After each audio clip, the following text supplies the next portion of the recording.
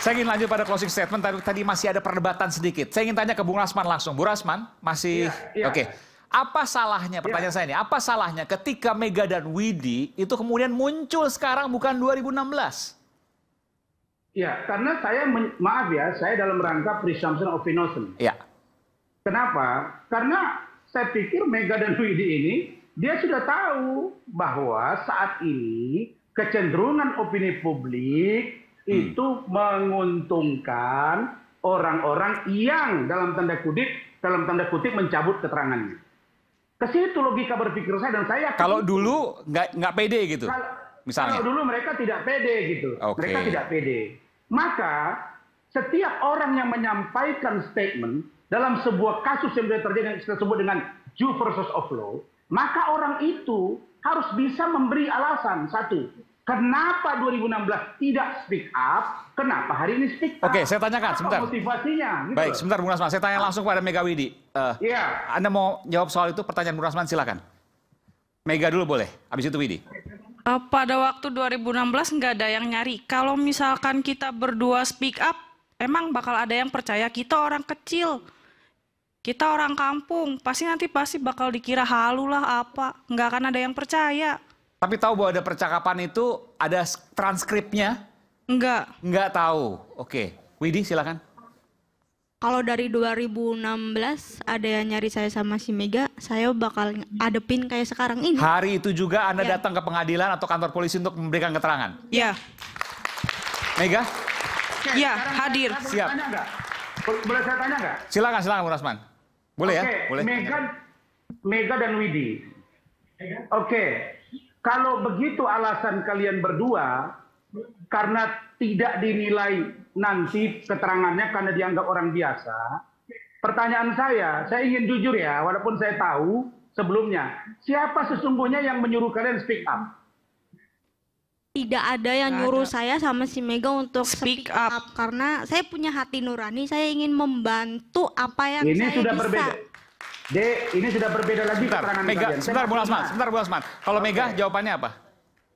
Siapa yang menyuruh? Nggak ada yang nyuruh, saya cuma memberikan kesaksian apa yang saya tahu, apa yang saya alami saja. Oke, sekarang saya jawab. Oke, silakan. Saya masih ingat beberapa waktu yang lalu, kalau nggak salah sebulan yang lalu, saya di studio, rekan saya Mukhtar Effendi dengan Widi dan Mega di Cirebon. Mereka mengatakan berkomunikasi dengan ahli forensik, yaitu Bapak Reza Indragiri. Di sini saja keterangannya sudah berbeda. Saya masih ingat. Maksudnya? Karena itu saya katakan. Iya. Nah, mereka waktu itu kan berkomunikasi dengan Pak Reza Indragiri selaku ahli digital forensik. Kenapa Anda tidak mengatakan itu? Lalu kemudian, Saudara Erwin, sebentar.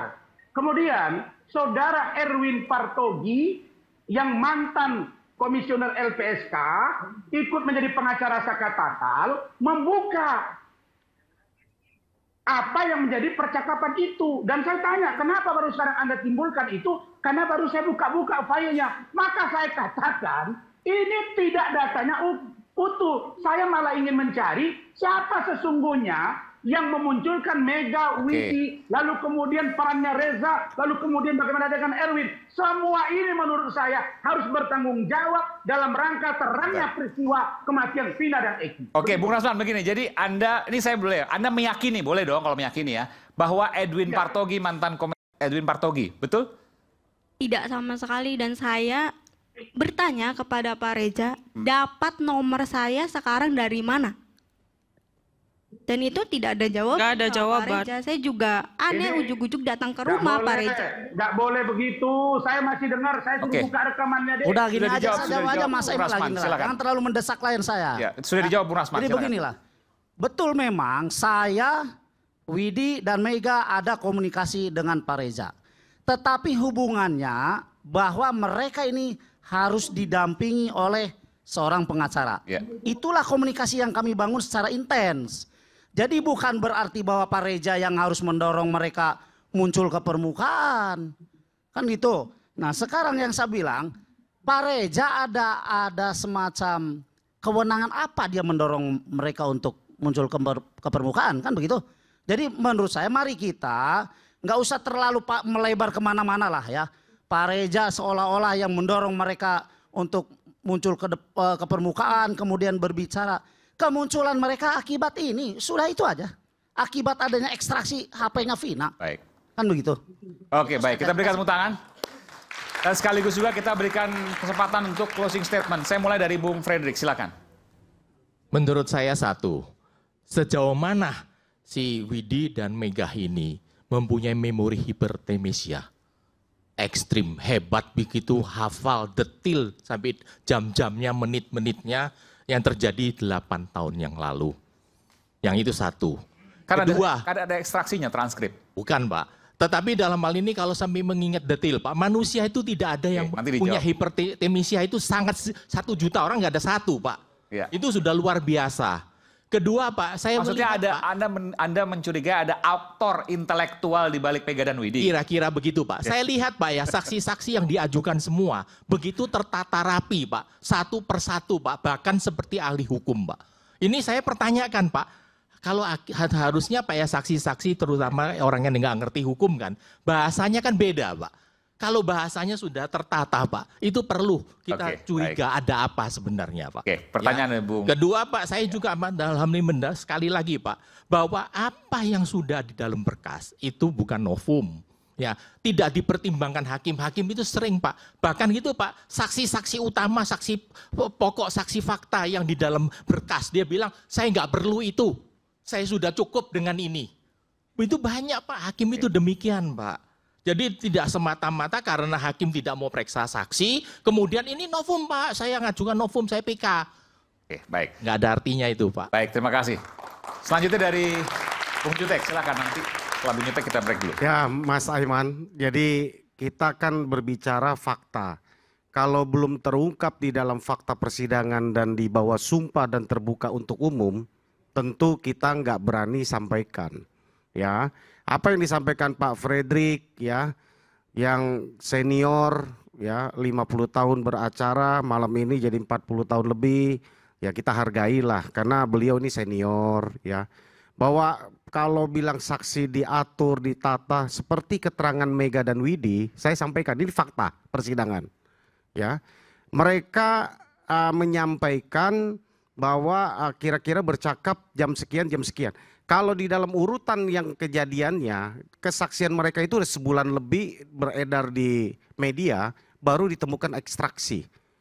Ya, ekstraksinya itu dan menunjukkan jam yang mirip. Ya, awal-awal mungkin dia nggak inget apa detik, jam, apa menit keberapa. Ya, jadi nggak begitulah kan gitu kan. Saya berpikir mari kita tempatkan, kita mencari kebenaran bukan mencari pembenaran ya. Dan juga yang kita sampaikan dalam rangka untuk tidak membuat bingung masyarakat kan gitu. Saya rasa apa yang sudah dihadirkan pada malam hari ini saya rasa cukup ya untuk membuat kita berpikir baik yang pro dan kontra ya terhadap apa yang dihadirkan. Tok semua tersaji lengkap kok ada di mana di YouTube kan gitu sampaikan ya. Kalau dalam hal bahwa apa yang kita sampaikan ini kira-kira nggak benar, ya silakan diambil aja upaya hukum. Ya kami juga ada 3 LP yang lagi aktif sampai sekarang kami kejar. Baru juga tadi kami lagi kejar dengan teman-teman. Siapa aja LP itu? Ya Pak Rudiana kami lagi LP tentang penganiayaan dan juga melaporkan Pak Rudiana atas penganiayaan dugaan ya. Oke terus? Saya mewakili klien ya. Iya. Kita kalau saya bilang saya itu maksudnya klien kami ya. Iya.